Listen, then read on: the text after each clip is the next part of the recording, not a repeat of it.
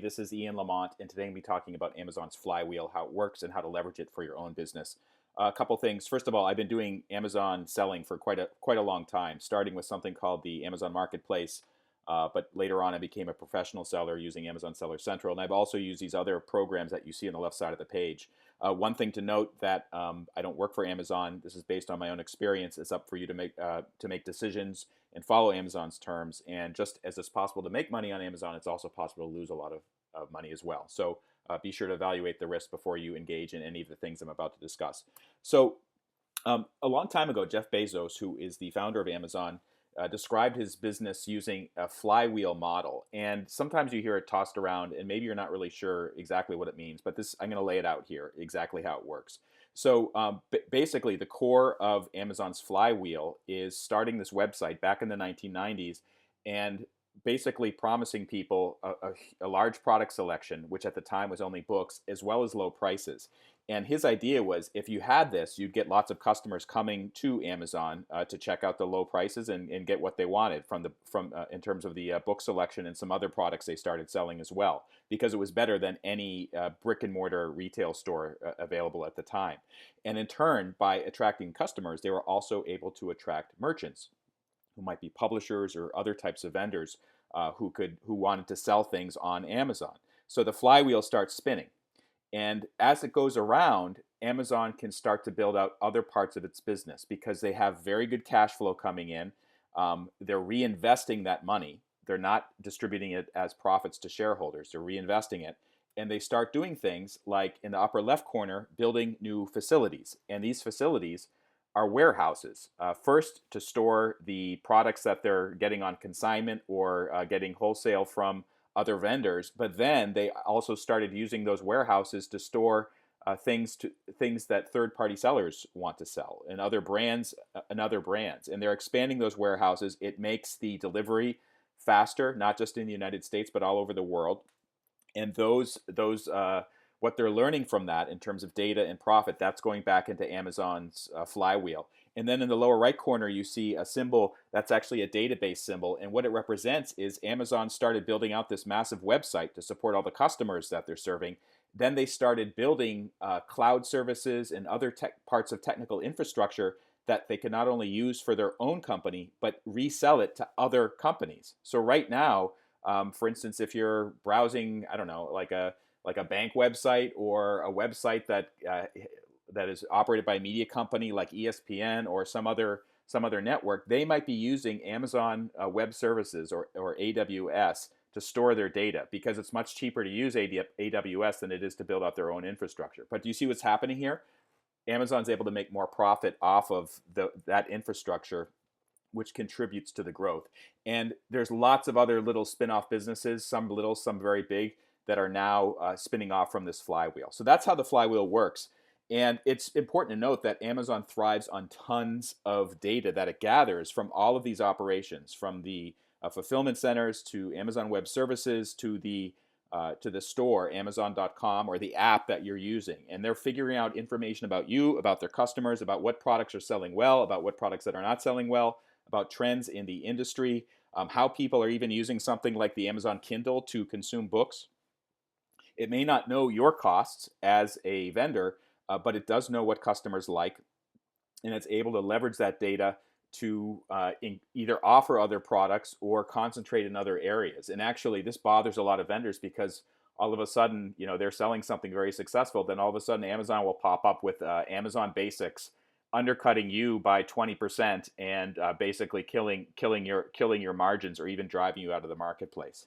So here's a sample of some data from Amazon Seller Central. This is the kind of the warehouse data that they're sharing with their vendors, and it's showing not only the units that they've sold for each SKU in the past 7, 30, 60, or 90 days. They're actually showing how many square feet your products are taking up in their warehouse, which is really quite remarkable, because I've dealt with other types of vendors, and no one really has data like that that's so fine-tuned. At least I haven't run into them yet. So Amazon is keeping track of that stuff, monitoring how much profit each square foot generates, and maybe prioritizing it or distributing it in certain ways to take advantage and to optimize that.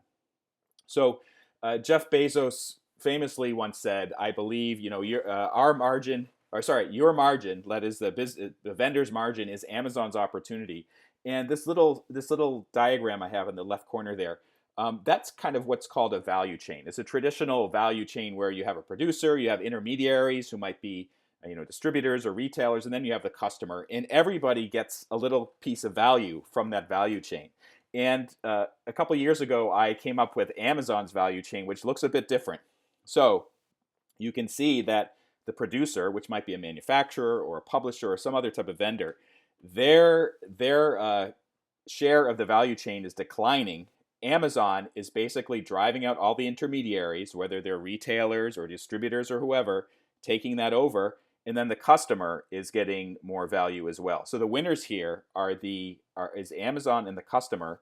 The loser here, really, first of all, the intermediaries, they're getting hammered, and then also producers themselves, the vendors or manufacturers, they get a smaller profit margin. So that's not really that good at all.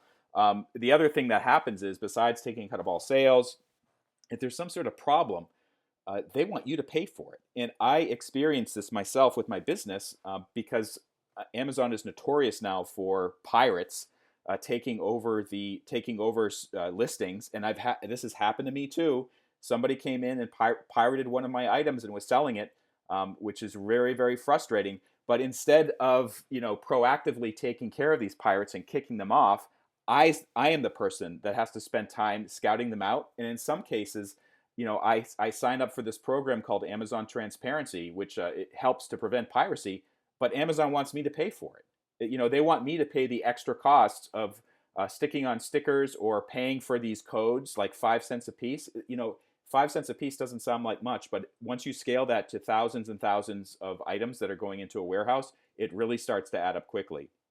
Many more examples of that. Amazon advertising is one. To make sure that your product shows up on Amazon search results, you have to pay extra money for that. Early reviewer program is another. Like, if you want to get more reviews, yeah, Amazon will help you do that, but you have to pay $60 to get the first 5 reviews. All kinds of other things that are going on there, and it's very, very frustrating. And you feel that just Amazon is just behaving like basically a big bully to many producers and vendors. That said, there may be some opportunities here. And actually, while I've just criticized Amazon and some of its programs, I also have to recognize that it's given my business an opportunity to test out new ideas and try out new products and actually kind of expand my brand in ways that I couldn't have imagined 10 years ago. There really are some true powerful programs. Amazon Seller Central is one of them. I think Amazon KDP for the book industry has been another one, especially for newer authors or newer publishers. This is important. What you learn on Amazon, you can transfer those learnings elsewhere.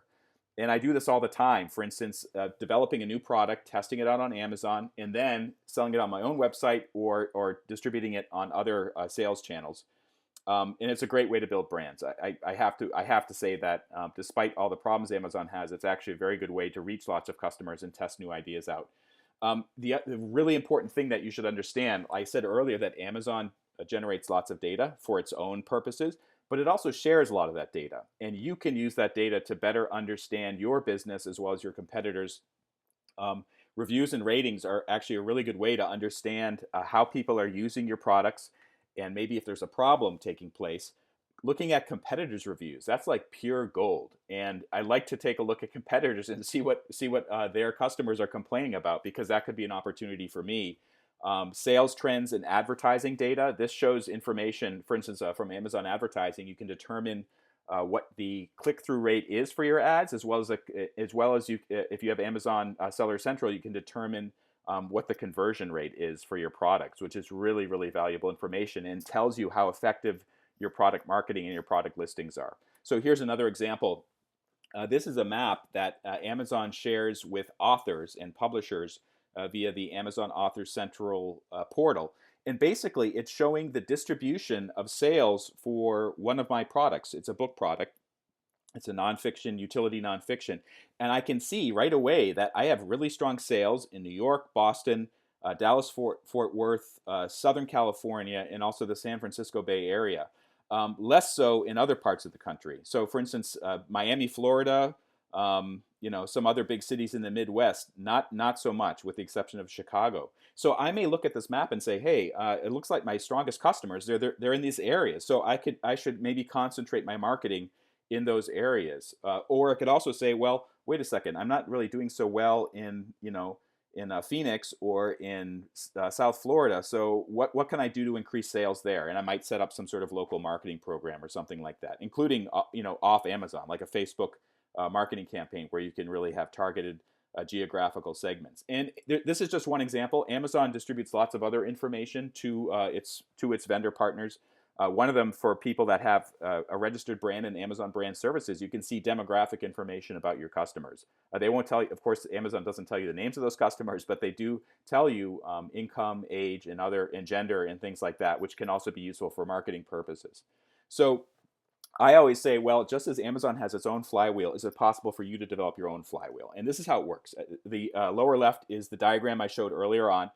And you as a vendor, think about how you can develop your own flywheel. And those arrows going back and forth between vendor and Amazon, that doesn't just represent like, all right, I'm shipping products into Amazon's warehouse and they're sending me back money. No, those arrows can also include things like data and campaign information for advertising, new product launches, and how it impacts or cannibalizes sales of other items. So that information can start going back to you, and then you can start expanding that information to utilize on your own website to gather more sales right on your own website, better understanding of your customers, getting more customers, maybe also developing new relationships with partners that you haven't considered before. And those could be creative partners, they could be logistics partners, they could be other types of things. So I really encourage you to think about how you can leverage Amazon's data and sales to really create your own flywheel going forward and expand your own business. For more information about Amazon, I have this. What I've just given you is a very high-level kind of strategic view of Amazon, but I also have a lot of videos on leanmedia.org. If you go to the video tab, you can click on my YouTube channel and see how to specifically use certain Amazon programs, including Amazon advertising, Amazon transparency, Amazon Seller Central, etc. And also I have a framework for people who are in the business of media that shows how to develop better media for your audiences. My name is Ian Lamont. Thank you so much for watching.